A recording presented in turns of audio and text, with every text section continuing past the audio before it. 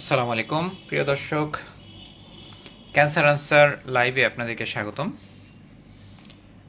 আমি ডাক্তার মোহাম্মদ তৌসিফুর রহমান। প্রতি সপ্তাহে ক্যান্সার আনসার লাইভ করে থাকি, যার উদ্দেশ্য হচ্ছে ক্যান্সার সংক্রান্ত মৌলিক ধারণা প্রান্তিক পর্যায়ে মানুষের কাছে পৌঁছে দেওয়া, একই সাথে সবাইকে ক্যান্সার সচেতন করে তোলা এবং ক্যান্সার রোগীর জন্য, ক্যান্সার যোদ্ধার জন্য একটি অনুকূল পৃথিবী গড়ে তোলা। প্রিয় দর্শক, আজকের ক্যান্সার আনসার লাইভে আপনারা যারা যুক্ত হচ্ছেন অবশ্যই শোনা যাচ্ছে কিনা কমেন্ট করে জানাবেন। আপনাদের মূল্যবান মতামত বা প্রশ্ন থাকলে জানাবেন, আমি চেষ্টা করব আপনাদের প্রশ্নের উত্তর দেওয়ার। আজকের ক্যান্সার আনসার লাইভের বিষয় হচ্ছে ক্যান্সার চিকিৎসায় টমোথেরাপি, রেডিওথেরাপির সর্বশেষ সংযোজন। প্রিয় দর্শক, বর্তমানে আমরা প্রিসিশন অনকোলজির যুগে রয়েছি, যেখানে প্রিসাইজলি শুধুমাত্র টিউমার বা ক্যান্সার কোষটাকেই ধ্বংস করার জন্য টেকনোলজিগুলো আসছে। তারই পরিপ্রেক্ষিতে প্রিসিশন অনকোলজির আরেকটি সংযোজন, সেটি হচ্ছে টমোথেরাপি। টমোথেরাপি অনেকে জানতে চান যে এটা আসলে কি। এটা অ্যাকচুয়ালি একটি রেডিওথেরাপি, তবে এর টেকনোলজিটা সাধারণ রেডিওথেরাপি টেকনোলজি থেকে আপডেটেড, এআই গাইডেড, অটোমেটেড। এবং সাধারণ টেকনোলজি যেভাবে একটি ক্যান্সার কোষকে মানে অর্গান অ্যাট রিস্ককে সেভ করে মানে অপটিমাম ডোজে রেডিওথেরাপি দেওয়ার যেই ব্যাপারটি, সেটা অনেক স্মুথলি এবং সেটি টমোথেরাপি দিতে পারে। অনেক ক্ষেত্রে সাধারণ রেডিওথেরাপি প্রযুক্তি যেখানে মানে একটু কঠিন, সেখানে টমোথেরাপি পারে। আমি টমোথেরাপির কয়েকটা মৌলিক বৈশিষ্ট্য নিয়ে আমি আজকে আলোচনা করতে চাই। তার একটি হচ্ছে যে মোশন ম্যানেজমেন্ট। এখানে এটি আসলে 4D রেডিওথেরাপি, 4 ডাইমেনশনাল রেডিওথেরাপি, যার কারণে যে রেডিওথেরাপি চলাকালীন যেই মোশনটা মানে টিউমারটা মোশন হতে পারে, তো সেই জিনিসটাকে ট্র্যাকিং করতে পারে এটা 4D রেডিওথেরাপির কারণে। যেমন ধরুন যে যাদের ব্রেস্ট ক্যান্সার, ব্রেস্ট একটি অর্গান যেটা আসলে রেসপিরেশনের সাথে মুভ করে, যার কারণে দেখা যায় যে যখন রেডিওথেরাপি নিচ্ছে তখন যদি এটা মুভ করে, তখন কিন্তু আমরা মানে টিউমার ট্র্যাকিং করে টমোথেরাপির মাধ্যমে আমি সে ঠিক ওই জায়গাটাতেই কিন্তু দিতে পারি। এবং এক্ষেত্রে হার্ট এবং ফুসফুসকে বাঁচানোর ব্যাপারটাও কার্যকরীভাবে সম্ভব, যেটা অন্যগুলোতে সম্ভব নয় বা প্রায় অসম্ভব। তো এই জিনিসটা tumour tracking technology, motion management, এই জিনিসটা সব অর্গান ক্ষেত্রেই সত্য। 2 নম্বর হচ্ছে প্রিসাইজলি এটি ট্রিটমেন্ট ডেলিভারি করতে পারে। এর অনেক বড় লম্বা একটি ফিল্ড রয়েছে, যেটা আমরা প্রায় আপনার একটা মানুষের সমান অনেক বড় ফিল্ড, 160 সেন্টিমিটার প্রায় এটা ফিল্ড রয়েছে, যেটা আপনি লম্বা কোনো স্ট্রাকচার, মনে করেন যে স্পাইনে একটি টিউমার হয়েছে, আলাদা আলাদা ফিল্ড করে রেডিওথেরাপি না দিয়ে স্পাইনে যদি স্পাইনটাকে আমরা জানি যে একদম মাথার থেকে শুরু হয়ে একদম নিচ পর্যন্ত, আমাদের বডির নিচ পর্যন্ত কিন্তু স্পাইনাল কর্ড বা স্পাইনাল কলাম রয়েছে। তো সেটাতে আসলে রেডিওথেরাপি দিতে গেলে মনে করেন মাল্টিপল ভার্টিব্রাতে আপনার টিউমার রয়েছে, অনেক পেইন হচ্ছে, আপনার কয়েকটা জায়গায় দেওয়া প্রয়োজন অ্যাট দ্য সেম টাইম কয়েকটা জায়গায় দেওয়ার প্রয়োজন হলে, এবং যদি এটা এরকমভাবে স্পাইনাল কর্ডের মতো বা স্পাইনাল কলামের মতো, ভার্টিব্রাল কলামের মতো যে স্ট্রাকচার, এখানে দেওয়াটা অনেক ইজি। এবং একটা ফিল্ড, কোনো ফিল্ড ছাড়াই এটি কিন্তু একটা ফিল্ডেই দিতে পারে, বারবার অন্যান্য ফিল্ড লাগে না, সেক্ষেত্রে প্রিসাইজলি দিতে পারে আর কি। হেড নেক ক্যান্সার রেডিওথেরাপির ক্ষেত্রে আমাদের চোখের পিছনে অপটিক্যাল অ্যাপারেটাস রয়েছে, যেমন অপটিক নার্ভ রয়েছে, কায়াজম রয়েছে, তার নিচে ব্রেইন স্টেম রয়েছে, পিছনে ব্রেইন স্টেম রয়েছে। তো এইগুলো আসলে আমাদের আমাদের জীবন ধারণের জন্য খুবই ভাইটাল কয়েকটি অর্গান। তো এই অর্গানগুলোতে মিনিমাম ডোজ দিয়ে আমরা যদি ব্রেইনে বা হেড নেক রিজিয়নে রেডিওথেরাপি দিতে চাই, তো এটা সবচেয়ে ভালো টেকনোলজি হচ্ছে আইএমআরটি বা ইন্টেন্সিটি মডুলেটেড রেডিওথেরাপি। সেই ইন্টেন্সিটি মডুলেটেড রেডিওথেরাপি অটোমেটেডভাবে সবচেয়ে ভালোভাবে প্রয়োগ করতে পারে হচ্ছে টমোথেরাপি মেশিন। অন্য কোনোভাবে যদি অন্য মেশিন দিয়ে যদি আইএমআরটি টেকনোলজি দেওয়া হয়, তাহলে সেটা টাইম কনজিউমিং এবং সেটা অনেকটা ম্যানুয়াল, মানে মনে করেন যে আপনার একটা জিনিস ম্যানুয়ালি করা আর একটা হচ্ছে অটোমেটিক, মানে অটোমেটেডভাবে করা। যেমন ধরেন যে রোবোটিক সার্জারি আর হাতে মানে আর নর্মাল সার্জারি, এই দুইটার মধ্যে যেমন পার্থক্য, সে একই রকমভাবে আমরা যদি মানে আইএমআরটি টেকনোলজি অন্য কোনো মেশিন দিয়ে আমরা দিতে চাই, সেটা অনেকটা সেরকমই হয়ে যায়, একটা রোবোটিক সার্জারির মতো আর একটা ম্যানুয়াল সার্জারির মতো। এরপরে আপনার বডির যদি মাল্টিপল অর্গান যদি থাকে, মাল্টিপল মেটাস্টাসিস থাকে, যেমন মনে করেন যে মানে কয়েকটি জায়গায় রেডিওথেরাপি ডোজ দিতে হবে অ্যাট দ্য সেম টাইম, কয়েকটি জায়গায় রেডিওথেরাপি কিন্তু টমোথেরাপির মাধ্যমেই সম্ভব। অন্য কোনো রেডিওথেরাপিতে আলাদাভাবে অন্য কোনো মেশিনে কিন্তু এটা মানে সেরকম মানে সেটা হচ্ছে সম্ভব নয় অ্যাট দ্য সেম টাইম। সেক্ষেত্রে আলাদা ফিল্ড করে আলাদা প্ল্যানিং করে দিতে হয়। কিন্তু টমোথেরাপির মাধ্যমে একটা নির্দিষ্ট কয়েকটি টিউমারে একসাথে রেডিওথেরাপি দেওয়া যায়। তো এইগুলো আসলে মূলত সুবিধা। আরও আছে আসলে অর্গান বেসড আসলে বিষয়গুলো চিন্তা করলে আরও ভালো বোঝা যাবে। রেডিওথেরাপি মূলত একই, টমোথেরাপি ও রেডিওথেরাপি, বাট টেকনোলজিটা হচ্ছে, ডেলিভারি সিস্টেমটা হচ্ছে এটা মানে মোর প্রিসাইজ এবং অটোমেটেড এআই গাইডেড, যেটা আপনি বলেন সেভাবেই আর কি। তো এটা আপডেটেড ভার্সন আর কি। অনেক সময় দেখা যায় যে আমরা প্যালিয়েটিভ ব্রেন মেডসে যখন দেই, তখন আমরা যদি ব্রেইনে আমরা দিতে চাই, সেক্ষেত্রে আমরা কয়েকটা মেটাস্ট্যাটিক সাইটে আমরা কিন্তু এটাতে এসবিআরটি করেও দিতে পারি। 1 থেকে 3টা মেটাস্ট্যাসিস হলে বা 1 থেকে 3টা লেশন থাকলে আমরা কিন্তু এখানে এসবিআরটিও করতে পারি। তো সেগুলো আসলে টমোথেরাপির মাধ্যমে সম্ভব। আসলে সব কথা আসলে আমি বুঝিয়ে হয়তো আপনাদের বলতেও পারবো না, অনেক টেকনিক্যাল টার্ম রয়েছে। তো আপনাদের কোনো প্রশ্ন থাকলে আমি সে অনুযায়ী উত্তর দেবো ইনশাল্লাহ। আউলিয়া খাতুন প্রশ্ন করেছে, সালাম দিয়েছেন। ওয়ালাইকুম আসসালাম আপা। জান্নাতুন নাইম, সালাম আলাইকুম স্যার, কেমন আছেন? ওয়ালাইকুম আসসালাম, আলহামদুলিল্লাহ ভালো, আশা করি আপনারাও ভালো রয়েছেন। মোহাম্মদ ফজলে রাব্বি সালাম দিয়েছেন। ওয়ালাইকুম আসসালাম। শারমিন আক্তার ইনি লিখেছেন, আমার বড় বোন জামাই নাক এবং কানের মধ্যে ক্যান্সার হয়েছে, থেরাপি দিচ্ছে ঢাকায়, এখন পাতলা পায়খানা হচ্ছে, জ্বর। আচ্ছা, রেডিওথেরাপির কারণে আসলে পাতলা পায়খানা জ্বর হওয়ার কথা নয়, কারণ রেডিওথেরাপি হচ্ছে আপনার লোকাল থেরাপি, জাস্ট লাইক মানে সার্জারির মতো আরেকটি থেরাপি মনে করতে পারেন, এটা লোকাল থেরাপি।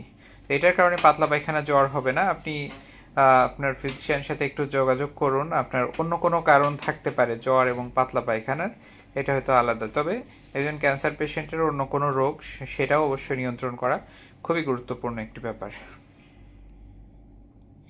হ্যাঁ, তারপরে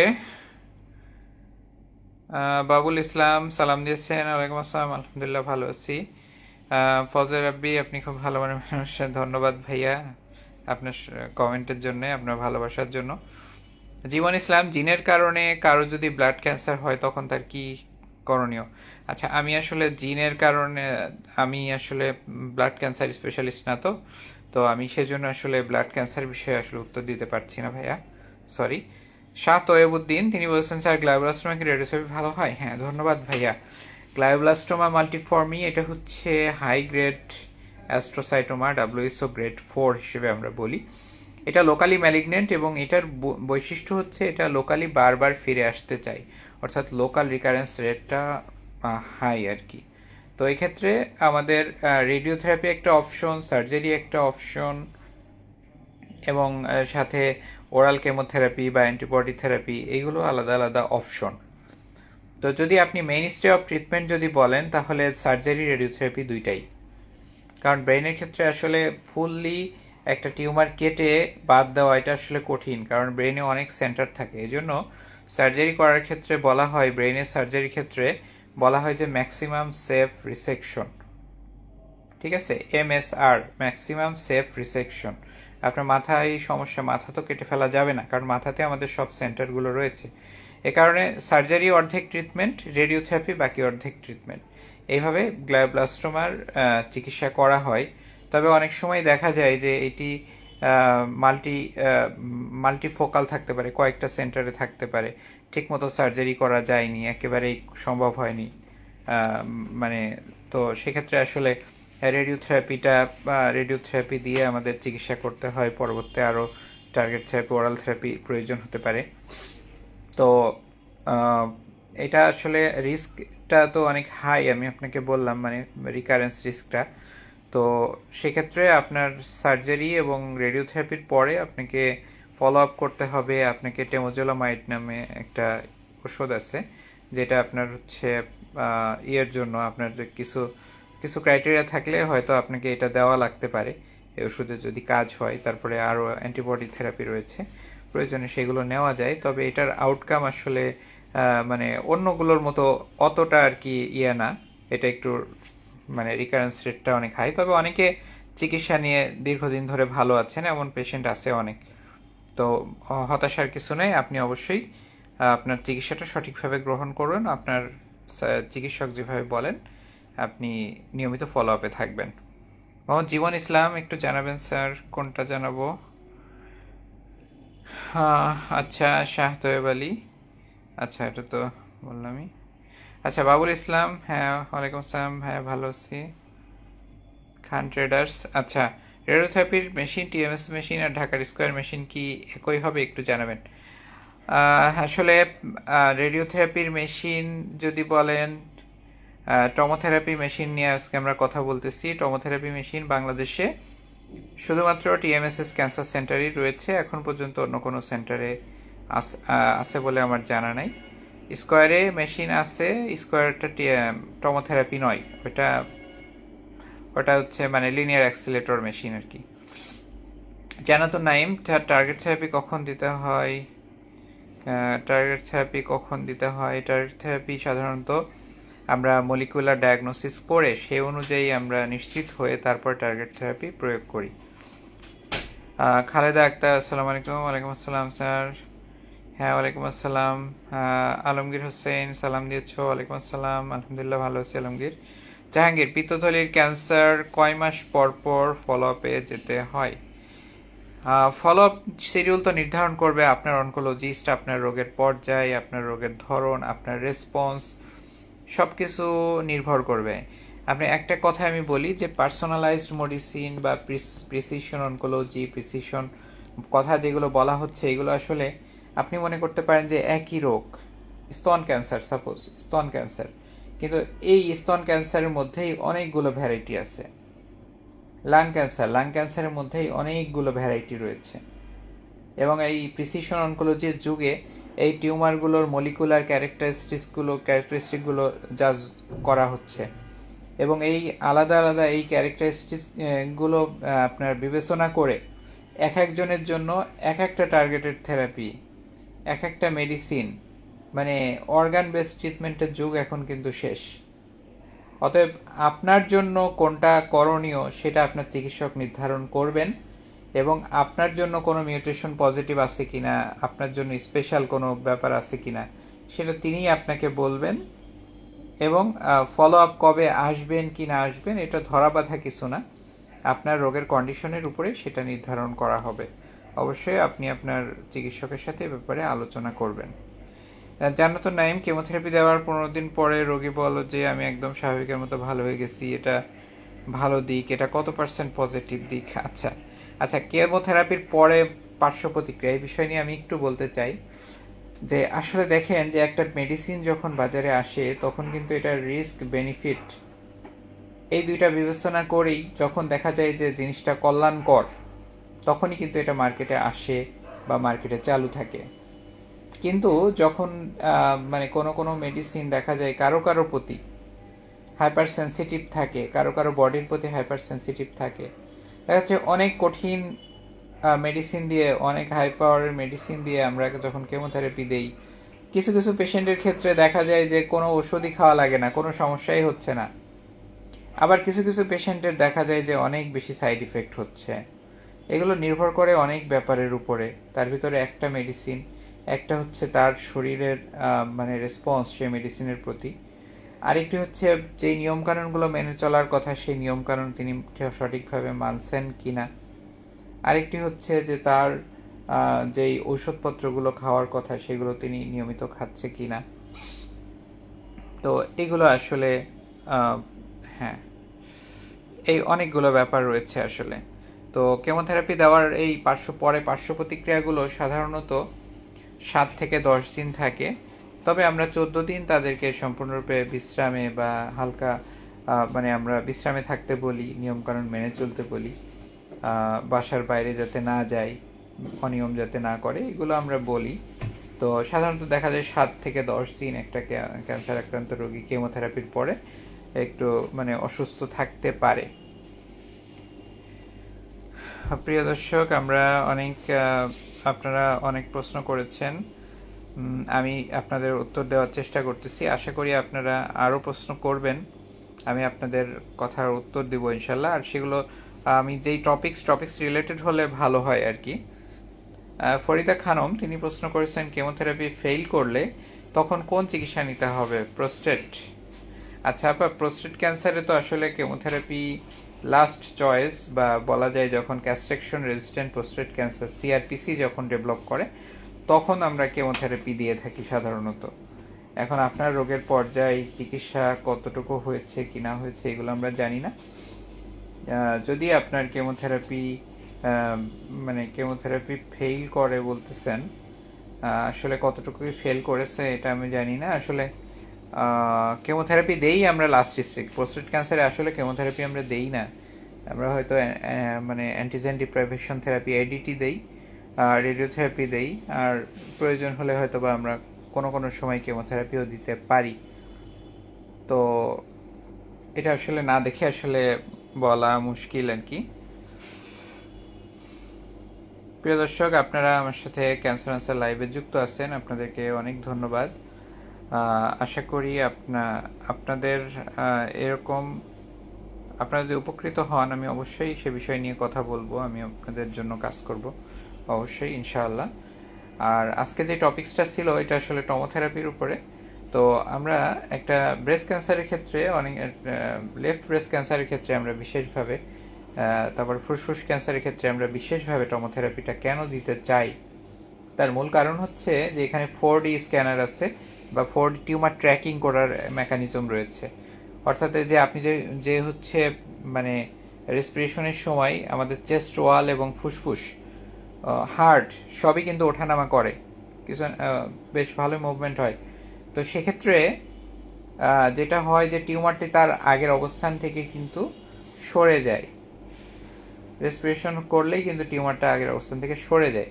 সেক্ষেত্রে আমরা যদি সঠিকভাবে যদি টিউমার দিতে মানে আমরা রেডিওথেরাপি দিতে চাই চেস্ট ওয়ালে, যেখানে ব্রেস্ট আছে, ব্রেস্টের রেডিওথেরাপি আমরা যদি অপটিমাম ডোজে দিতে চাই, একই সাথে আমরা যদি হার্টটাকে বাঁচাতে চাই, ফুসফুসটাকে বাঁচাতে চাই, তাহলে কিন্তু আমাদের টমোথেরাপি ফার্স্ট চয়েস। মানে টমোথেরাপির উপরে এর কোনো বিকল্প নেই, এটাই ফার্স্ট চয়েস আর কি।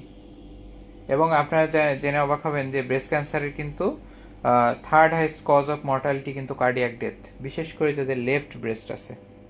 তো সুতরাং লেফট ব্রেস্টের ক্ষেত্রে আমরা অবশ্যই এটা দিতে চাই, যাতে আপনার কার্ডিয়াক ডোজ, আপনি চেস্ট ওয়ালে হাত দিলেই বুঝবেন যে আপনার কিন্তু প্যালপিটেশনের যেই হার্ট বিটটা আপনি হাত দিয়ে বুঝতে পারবেন।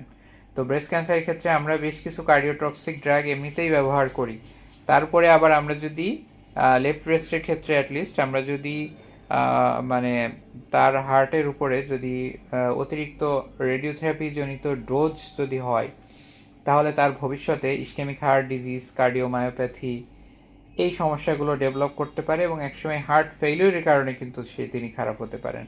অতএব তাদের ক্ষেত্রে আসলে টমোথেরাপি খুবই কার্যকর একটি ব্যাপার। এবং একই সাথে লাং ক্যান্সারের ক্ষেত্রেও আসলে আমি বলবো, কারণ এখানে টিউমারটি মানে টার্গেট ভলিউমটি অনেক বেশি মুভ করে। আমান খুরশিদ থেকে উনি বলেছেন ব্রেস্ট ক্যান্সার টিউমারে একদম ছোট হয়ে গেলেও কি সার্জারি করা লাগবে? হ্যাঁ, অবশ্যই। ব্রেস্ট ক্যান্সারের মেইন স্টে অফ ট্রিটমেন্ট হচ্ছে সার্জারি। আপনাকে অবশ্যই সার্জারি করতেই হবে, এটার কোনো বিকল্প নেই। সেটা আপনার ব্রেস্ট কনজার্ভিং সার্জারি হোক বা মাস্টেক্টমি হোক, যেটা আপনি করতে পারেন সেটা আপনার চিকিৎসক দেখে বলবেন বা সার্জন তার আলাপ করে এটা সিদ্ধান্ত নেবেন। আরিফ হোসেন লাবু, টমোথেরাপি খরচ কেমন? টমোথেরাপির খরচ আসলে এক্স্যাক্টলি আমি বলতে পারবো না, আর সেটি আসলে বিভিন্ন ক্যান্সারের ক্ষেত্রে বিভিন্ন রকম। তো আপনার প্রয়োজন হলে আমাকে ইনবক্সে নক দিয়েন, আমি আপনার রোগ অনুযায়ী আমি সেটি স্পেসিফিকভাবে হয়তো বা বলার চেষ্টা করব। আব্বাস উদ্দিন, আসসালামু আলাইকুম স্যার, কেমন আছেন স্যার? আমার ছোট ভাই আপনার তত্ত্বাবধানে ওরাল ক্যান্সার রেডিওথেরাপি নিচ্ছে, আলহামদুলিল্লাহ এখন পর্যন্ত ভালো। ও আচ্ছা, ওয়ালাইকুম আসসালাম ভাইয়া, ধন্যবাদ। আশা করি সে সুস্থ হয়ে যাবে, দোয়া করি। ঠিক আছে, আপনার ছোট ভাইয়ের নামটা বললে আমি হয়তো বুঝতে পারতাম যে আপনার ছোট ভাই যে রেডিওথেরাপি নিচ্ছে। আরিফ হোসেন লাবু, আমার মায়ের লাং ক্যান্সার। ও আচ্ছা, ঠিক আছে। লাং ক্যান্সার আপনি রেডিওথেরাপি দিতে চাইলে আমরা সাধারণত 30 গ্রে দেই। টমোথেরাপিতে হয়তো 2,20,000 টাকা মতো খরচ হতে পারে টোটাল। টোটাল এটা প্যাকেজ, এর বাইরে কোনো খরচ নেই। এটা টোটাল আপনার প্যাকেজ। এর বাইরে খরচ বলতে থাকা খাওয়ার খরচ আপনার, আর উইকলি হয়তো একটা করে সিবিসি টেস্ট করা লাগবে, সেটা খরচ। খান ট্রেডার অ্যান্ড হার্ডওয়্যার, আগে 4 কেমো দেওয়া হয়েছে, অপারেশন করে ব্যাকলিটেক্স 4টা দিতে বলেছে, একটা দেওয়া হয়েছে, পার্শ্ব প্রতিক্রিয়া 2 দিন পরে পায়ে খুব ব্যথা হয়েছে, ব্যথা 2 দিন থাকছে, একটু স্বাভাবিক আছে, এতে কেমন রেসপন্স করছে একটু বলবেন?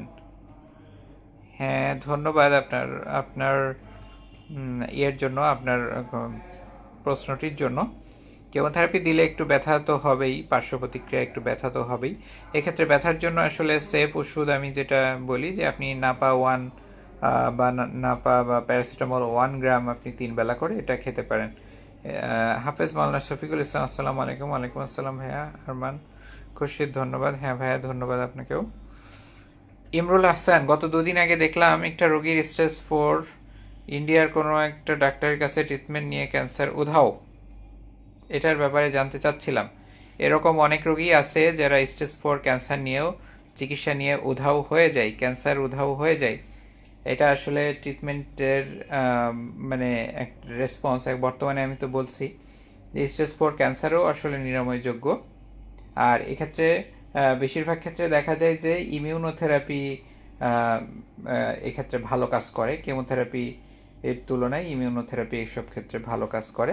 আর এটা ইন্ডিয়ার কোনো ব্যাপার না, এটা হচ্ছে এই ট্রিটমেন্ট বাংলাদেশেও হচ্ছে এটা, এবং বাংলাদেশেও বর্তমানে ভালো মেডিসিন রয়েছে। চিকিৎসায় যদি রেসপন্স হয় আপনার সেই মেডিসিনও হতে পারে, এবং এ ধরনের স্টেজ 4 ক্যান্সারও অনেক পেশেন্টের বর্তমানে নিরাময়যোগ্য। আব্বাসুদ্দিন, আমার ছোট ভাইয়ের নাম আমিনুর রহমান, ডাক্তার। ও আচ্ছা, ধন্যবাদ, আমি চিনতে পেরেছি, ধন্যবাদ। হ্যাঁ, তিনি রেডিওথেরাপি নিচ্ছেন। প্রিয় দর্শক, আমরা ক্যান্সার অ্যান্সার লাইভে ছিলাম, আপনাদের প্রশ্নের উত্তর দিচ্ছি। তো ক্যান্সার আসলে বর্তমানে একটি নিরাময়যোগ্য এবং নির্মূলযোগ্য একটি রোগ। ক্যান্সার চিকিৎসার উদ্দেশ্য বর্তমানে 2টি। একটি হচ্ছে সম্পূর্ণরূপে নির্মূল করা রোগটা, আর দ্বিতীয়টা হচ্ছে নিয়ন্ত্রণ করা। অর্থাৎ আপনার ক্যান্সার যে স্টেজেই থাক, যে অবস্থায় থাক, সেটা বিবেচনা করা আপনার জন্য দরকার নেই। আপনার ক্যান্সার যাতে নিয়ন্ত্রণে থাকে বা নিরাময় হয়, এই বিষয়টাই হচ্ছে বড়। তো আমরা এখন যেই উদ্দেশ্যে চিকিৎসা দেই, একটা রোগী যাতে পরিপূর্ণভাবে সুস্থ হয়ে যায়। বর্তমানে ক্যান্সারকে একটি দীর্ঘমেয়াদী অসংক্রামক রোগ হিসেবে, নিয়ন্ত্রণযোগ্য অসংক্রামক রোগ হিসেবে তুলনা করা হচ্ছে। যেমন ডায়াবেটিস, হাইপারটেনশন, যেমন chronic kidney disease, heart disease, যেমন স্ট্রোক, এই রোগগুলো যেমন দীর্ঘমেয়াদী নিয়ন্ত্রণযোগ্য রোগ, ক্যান্সারকেও বলা হচ্ছে নিয়ন্ত্রণযোগ্য রোগ। এবং ক্যান্সার রোগটা ওই রোগগুলোর তুলনায় ভালো হচ্ছে 2টা কারণে। ক্যান্সার অন্য দীর্ঘমেয়াদী অসংক্রামক রোগগুলোর তুলনায় 2টা কারণে ভালো, যেটা আমি বলি। যেটা একটা হচ্ছে এর ক্যান্সার কিন্তু নির্মূল হয়ে যেতে পারে, কিন্তু অন্য যেই রোগগুলোর কথা বললাম এগুলো কিন্তু নির্মূল হয় না। 2 হচ্ছে ক্যান্সারের চিকিৎসা কিন্তু একটা নির্দিষ্ট সময় পর্যন্ত হয়, সারা জীবন এটা চিকিৎসা করা লাগে না। তো এই দুইটা হচ্ছে মানে এই কারণে আমি বলি যে ক্যান্সার ওই অসংক্রামক রোগগুলোর তুলনায়ও ভালো রোগ, যেখানে আসলে দীর্ঘমেয়াদী চিকিৎসাও করতে হয় না এবং অন্য রোগগুলো যেমন নির্মূল হয় না, ক্যান্সার কিন্তু নির্মূল হয়ে যেতে পারে, আর নির্মূল না হলেও নিয়ন্ত্রণে থাকবে, এটা তো সমস্যা নেই। মোহাম্মদ জাহাঙ্গীর তিনি প্রশ্ন করেছে, তিনি বলছেন হ্যাঁ 6 সাইকেল কেমো দেওয়ার পর সিটি স্ক্যান নিচে ডাক্তার ভালো ক্যান্সারের কোনো আলামত পাই নাই, বললো 3 মাস পর দেখা করতে। 2 মাস পর দেখা করলে কোন সমস্যা হবে? আপনার সমস্যা হলে অবশ্যই আপনি দেখা করবেন। আপনার ডাক্তার যখনই টাইম দিক, আপনার সমস্যা হলে আপনি চলে যাবেন তার কাছে, দেখাবেন যে স্যার আমার এই সমস্যা হচ্ছে, এই প্রশ্ন আছে, অবশ্যই তিনি আপনাকে দেখবেন। স্যার ওর ওয়াহিদ, স্যার আমার খাদ্যনালীতে টিউমার হয়েছিল, অপারেশনের পর আর কোনো ক্যান্সার ছিল না, অনকোলজিস্ট ডাক্তার বলেছেন আমাকে 6টি কেমোথেরাপি এবং 25টি রেডিওথেরাপি দিয়েছিলেন, আমি ভালোভাবে চিকিৎসা সম্পন্ন করেছি। অনকোলজিস্ট ডাক্তার আচ্ছা, হ্যাঁ আপনি সঠিকভাবে যথাসময়ে চিকিৎসা সম্পন্ন করেছেন, সেজন্য আমরা আশা করি যে আপনি ক্যান্সার মুক্ত হয়ে যাবেন, এটা আমরা বিশ্বাস করি। সম্ভবত আপনার টিউমারটা খাদ্যনালীর লোয়ার ইসোফ্যাগাসে ছিল, যার কারণে আমরা 25টা রেডিওথেরাপি দিয়েছি বা দিয়েছেন যিনি আপনার অনকোলজিস্ট। তানিয়া ইসলাম, আসসালামু আলাইকুম স্যার, ব্রেস্ট ক্যান্সার আইএমআরটি থেরাপি দিচ্ছে, এটা কি ভালো? প্লিজ বলেন আপনার আইএমআরটি আপনি কোন, অবশ্যই ভালো একটি টেকনোলজি, অ্যাডভান্স টেকনোলজিগুলোর মধ্যে আইএমআরটি অনেক ভালো একটি টেকনোলজি, এবং আমরা টমোথেরাপির মাধ্যমে যে টেকনোলজিটা দিই সেটা আসলে আইএমআরটি টেকনোলজিটাই আমরা দিই। ওইটা ম্যানুয়ালি দেওয়া হয়, আর এটা হচ্ছে আপনার অটোমেটেডভাবে দেওয়া হয়, এআই গাইডেড। তো এটা আর কি পার্থক্য আর কি। ইমরুল হাসান, স্যার একটা ব্যাপার, রেডিওথেরাপি আর টমোথেরাপির মধ্যে পার্থক্য কি? রেডিওথেরাপি আর টমোথেরাপির মধ্যে আসলে পার্থক্য বলতে, রেডিওথেরাপির আপনি মনে করেন যে নিচ্ছেন, আপনি একসময় নোকিয়া বাটন সেট ইউজ করছেন, তাই তো? এখন কি, এখন সেটা স্মার্টফোন আসছে, স্মার্টফোনের পরে স্যামসাং আসছে, স্যামসাং কি গ্যালাক্সি আসছে, মানে অনেকগুলো ভার্সন আসছে না, S25 আসছে। তো এই যে জিনিসগুলো, আপনার সবচেয়ে আপডেট ভার্সন যদি বলেন সেটা হচ্ছে টমোথেরাপি, জাস্ট এতটুকুই। ওইটাও মোবাইল, এটাও মোবাইল, কিন্তু আপডেট ভার্সন হচ্ছে টমোথেরাপি। খান ট্রেডার্স, আপনি আসলে অনেকেই যে প্রশ্নগুলো করছেন এগুলো আসলে তো আমি না জেনে না বুঝে আপনাকে কিভাবে আমি দেব উত্তর। 4টা কেমোথেরাপি অপারেশন হয়েছে, এখন টেস্ট করলে কত স্টেজ আছে জানতে পারবো, একটু বলবেন? এটা তো আসলে এইভাবে উত্তর দেওয়া যায় না, না বুঝে তো উত্তর দেওয়া যায় না। আপনার অনকোলজিস্ট ভালো দিতে পারবেন, অবশ্যই আপনি তার সাথে আলাপ করেন, অবশ্যই তিনি দিবেন। আচ্ছা স্যার, আপনার কথা 100% সত্য, আমার লস ঠাটে ক্যান্সার ছিল। আচ্ছা, ধন্যবাদ আপনাকে, আমি কথা বুঝতে পারি নাই, ধন্যবাদ। আমি চেষ্টা করি আমার যতটুকু নলেজে আছে আমি সেটা বলার। নিপু, প্রাথমিক স্টেজে টার্গেট থেরাপি কেন দেয়? হ্যাঁ আপা, এখন টার্গেট থেরাপি তো আসলে দেওয়া হয়, এটা হচ্ছে মলিকুলার টেস্ট করে, এবং মলিকুলার টেস্টের মাধ্যমে যখন আপনার দেখা যায় যে আপনার শরীরে কোনো একটা মিউটেশন, আপনার ডিএনএর মধ্যে বা আরএনএর মধ্যে যে ব্লু প্রিন্ট আছে, সেই ব্লু প্রিন্টের কোনো একটা চেঞ্জের কারণে আপনি ক্যান্সারটি হচ্ছে, যখন এই বিষয়টা যখন শনাক্ত করা যায়, তখন তার এগেনস্টে সেই রেডিওথেরাপি, সেই ট্রিটমেন্টটা আমরা দিই, সেই টার্গেটেড থেরাপিটাই আমরা দিয়ে থাকি।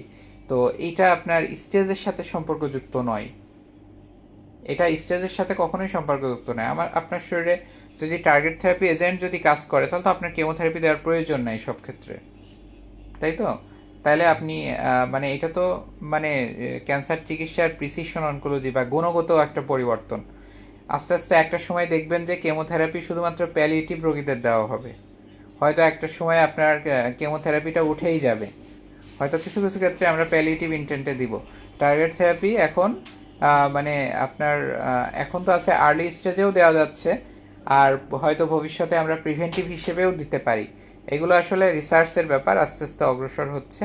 তো এমন না যে আপনার মানে অ্যাডভান্স স্টেজেই টার্গেট থেরাপি দেওয়া হবে, এটা আর্লি স্টেজে দেওয়া হবে বা হচ্ছে, এবং প্রিভেন্টিভ হিসেবেও এটা ভবিষ্যতে দেওয়া লাগতে পারে, এবং কেমোথেরাপি নাও লাগতে পারে একটা সময়ে। ফরিদা খানম, কেমোতে হিমোগ্লোবিন কত হলে রক্ত দিতে হয়? লুটেসিয়া থেরাপি কি আসলে আমি বুঝতে পারিনি আপনার কথা। কেমোতে হিমোগ্লোবিন আসলে আমরা পেশেন্ট যদি ফিট থাকে আপনার ডক্টর হয়তো হিমোগ্লোবিন 9-10 থাকলে হয়তো বা কেমো দিয়ে দেন, বা এখানে আসলে ল্যাব টু ল্যাব ভ্যারিও করে, তো সেক্ষেত্রে ক্লিনিক্যাল স্ট্যাটাসটা অনেক বেশি গুরুত্বপূর্ণ। মেরিনা ইয়াসমিন, আসসালামু আলাইকুম। ওয়ালাইকুম আসসালাম আপা। আহমেদ সালেউদ্দিন, ভিম্যাট টেকনিকের সাইড ইফেক্ট কেমন হয়? এন্ডোমেট্রিয়াম আফটার অপারেশন দিতে হচ্ছে। হ্যাঁ, ভিম্যাট টেকনিকটা হচ্ছে আধুনিক, এটাকে আমরা আর্ট থেরাপি বলি, ভলিউমেট্রিক আর্ট থেরাপি। আমাদের হচ্ছে গ্যান্ট্রিটা ঘুরে ঘুরে ঘুরে ঘুরে থেরাপি দেয়, এবং বর্তমানে ভিম্যাট টেকনোলজি আমরা আমরা সবগুলোই ইউজ করি। আইএমআরটি, ভিম্যাট, টমোথেরাপি সবই ব্যবহার করি, আইজিআরটি। তো এগুলোতে আসলে ভিম্যাট ভিম্যাটটাও একটু অটোমেটেড বলা যায়, সেমি অটোমেটেড, এবং কম সময় লাগে। তো এটা তো আসলে মানে রেডিওথেরাপি তো লোকাল থেরাপি, আপনি কোথায় রেডিওথেরাপি দিচ্ছেন সেটা গুরুত্বপূর্ণ। আপনি যদি পেলভিক রিজিয়নে দিয়ে থাকেন কার্সিনোমা এন্ডোমেট্রিয়াম, সেখানে পার্শ্ব প্রতিক্রিয়া বলতে আপনার হচ্ছে হয়তো বা একটু বমি বমি ভাব লাগতে পারে, পেটের উপরে একটু আপনার কালো হয়ে যেতে পারে, আর মানে পেরিয়ানাল রিজিয়নে একটু যদি আপনি অনিয়ম মানে পানি দেওয়া যায় না, পানি দিয়ে ধোয়া বা মোছা করা যায় না, আমরা টিস্যু ব্যবহার করতে বলি। অনেক সময় দেখা যায় একটু ইনফেকশন হতে পারে, একটু সিস্টাইটিস হতে পারে কোনো কোনো ক্ষেত্রে, যেমন মনে করেন যে প্রস্রাবে জ্বালা যন্ত্রণা হতে পারে, তবে এইগুলো সবই সাময়িক এবং খুব মেজর কোনো সমস্যা নয়।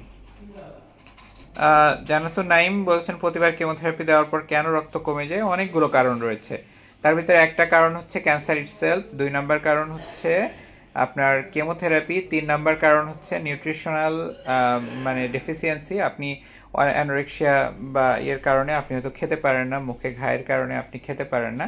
4 নম্বর হচ্ছে যে আপনার ক্রনিক একটি ডিজিজ, যার কারণে আপনার ব্লাড হিমোগ্লোবিন প্রোডাকশনটাই কমে গেছে, বডির হিমোগ্লোবিন। সাদিয়া ইসলাম, সাদিয়া ইসলাম সালাম দিয়েছো? হ্যাঁ, ওয়ালাইকুম আসসালাম। তুমি কেমন আছো সাদিয়া? আমি ভালো আছি। তোমার তো পক্স উঠেছিল আমি যতদূর জানি, আশা করি ঠিক হয়ে যাবে ইনশাল্লাহ। সাদিয়া আক্তার কণা, স্যার কেমন আছেন? হ্যাঁ, ওয়ালাইকুম আসসালাম, ভালো আছি। লুটেসিয়াম থেরাপি প্রোস্টেটের জন্য, আমি আসলে এই বিষয়ে আমার এই মুহূর্তে আমি মনে করতে পারছি না। আপনি হচ্ছে আমি আসলে বুঝতে পারতেছি না এটা।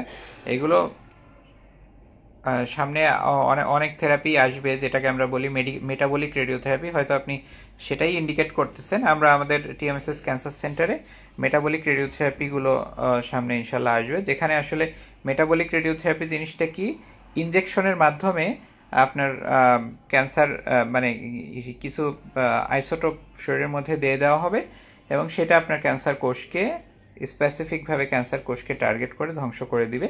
এটা হচ্ছে ওয়ার্ল্ডের লেটেস্ট সংযোজন রেডিওথেরাপির ক্ষেত্রে।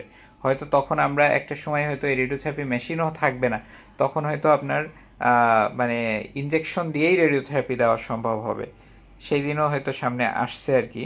আমরা ইনশাল্লাহ টিএমএসএস ক্যান্সার সেন্টারেই আমরা সেটা চালু করতে যাচ্ছি সামনে, সবাই দোয়া করবেন। আচ্ছা, কুর্মিটোলা হাসপাতালে সাদিয়া আক্তার কণা, ভর্তি আছি, সোমবার থেকে থেরাপি চলবে, সবার জন্য দোয়া করবেন। হ্যাঁ, আমরা দোয়া করি আপনি সুস্থ হয়ে যান আপা। তানিয়া খন্দকার শান্তা, আসসালামু আলাইকুম। ওয়ালাইকুম আসসালাম। আমার শরীরেও সাদিয়া আক্তার কণা, ডাক্তার রক্ত কম বলেছে, 3 ব্যাগ রক্ত লাগবে। হ্যাঁ, রক্ত দিয়ে দেন আপা। রক্তের বিকল্প আসলে কিছু নেই। হিমোগ্লোবিন কমে গেলে কেমোথেরাপি বা রেডিওথেরাপি চলাকালীন সময়ে আপনার রক্তই দিতে হবে, রক্ত ছাড়া বিকল্প নেই। প্রতিবার কেমোথেরাপির পর, হ্যাঁ আমি বলেছি সাদিয়া। ফজলুর রহমান, স্যার কোন ধরনের ক্যান্সার রোগীদের টমোথেরাপি সবচেয়ে বেশি উপযোগী? ফজলুর রহমান, আমি বলেছি যে যেগুলো মোবাইল স্ট্রাকচার, যেই অর্গানগুলো, বিশেষ করে চেস্ট ওয়ালের মধ্যে যেই অর্গানগুলো রয়েছে, এইগুলোর জন্য টমোথেরাপি কার্যকরী, অনেক বেশি কার্যকরী, যেখানে আসলে 4D স্ক্যানার আছে টমোথেরাপিতে। আর 2 নাম্বার হচ্ছে আরও প্রিসাইজলি দেওয়ার জন্য হেড নেক রিজিয়নে অনেক ফাংশনাল অর্গান রয়েছে, সব জায়গায় আসলে কার্যকরী, এবং মাল্টিপল টিউমার রয়েছে যেখানে, সেখানে আলাদা আলাদা ফিল্ড ব্যবহার না করে একটা ফিল্ডেই একটা সেটিংয়েই দ্রুত টমোথেরাপি দিয়ে ফেলা যায়। সেক্ষেত্রে বোন মেটসের জন্যও কার্যকরী, ব্রেইনের ক্যান্সারের জন্যও কার্যকরী। আচ্ছা, সানোয়ার হোসেন, আসসালামু আলাইকুম স্যার, কেমন আছেন? হ্যাঁ, ওয়ালাইকুম আসসালাম, আছি আলহামদুলিল্লাহ ভালো। আপনারা অনেকেই যুক্ত হয়েছেন লাইভে, অনেক প্রশ্ন করেছেন। আমি চেষ্টা করেছি আপনাদের প্রশ্নের জবাব দিতে। আমাদের সময় সংকীর্ণ। আপনাদেরকে অনেক ধন্যবাদ প্রশ্ন করার জন্য। আশা করি যুক্ত থাকবেন। ইনশাল্লাহ আবারও কোনো এক লাইভে আপনাদের সাথে দেখা হবে। সবাই ভালো থাকবেন, সুস্থ থাকবেন। আজকের মতো এখানেই বিদায় নিচ্ছি। আসসালামু আলাইকুম রহমতুল্লাহি আবরকাতুহ।